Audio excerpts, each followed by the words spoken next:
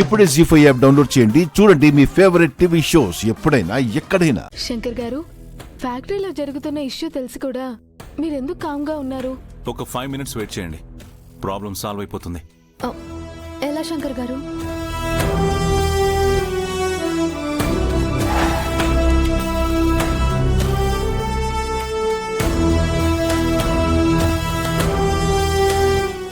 Hello Shankar గారు.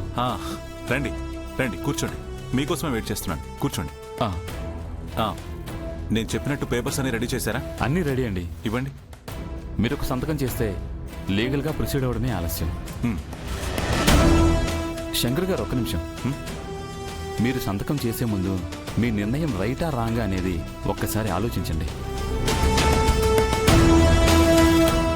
ఆ తర్వాత కాన్సిక్వెన్సెస్ ఎలాగైనా మారచ్చు. అందుకే హెచ్చరిస్తున్నాను. నేను బాగా ఆలోచించే ఈ నిర్ణయం తీసుకున్నాను లాయర్ గారు. వాళ్ళు నన్ను నమ్మి చైర్మన్ బాధ్యతలు నాకు అప్పగించారు. ఆ స్థానానికి న్యాయం చేయాలంటే నేను ఈ డెసిషన్ తీసుకోక తప్పదు. ఇది నా responsibility. Okay?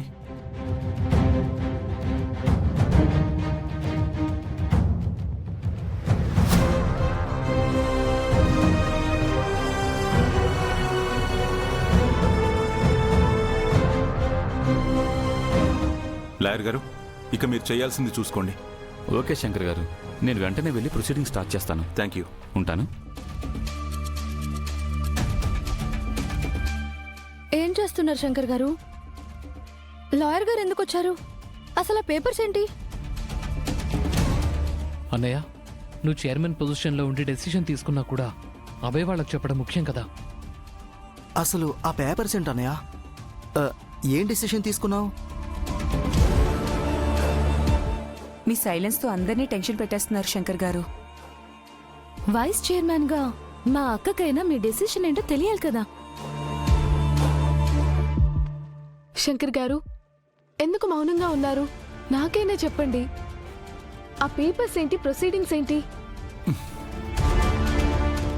Aryavardhan industries chairman గా ఆ ఫ్యాక్టరీని టెంపరీగా క్లోజ్ చేయిస్తున్నాను. ఆర్యవర్ధన్ ఇండస్ట్రీస్ చైర్మన్ గా ఆ ఫ్యాక్టరీని టెంపరీగా క్లోజ్ చేయిస్తున్నాను.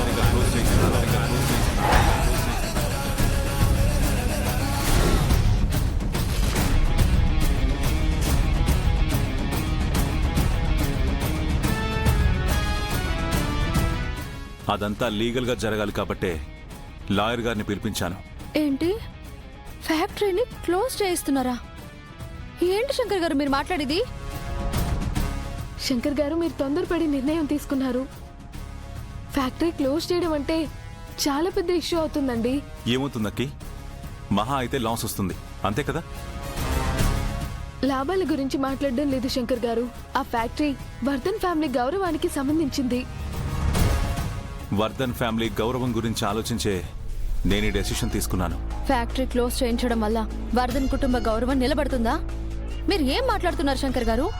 చూడండి గౌరీ గారు, ఫ్యాక్టరీలో మొదలైన గొడవ డిస్కషన్స్ తోనూ డిమాండ్స్ తీర్చడంతోనూ సెటిల్ అయ్యేది కాదు. దాని వెనక చాలా పెద్ద కుట్రే ఉంది.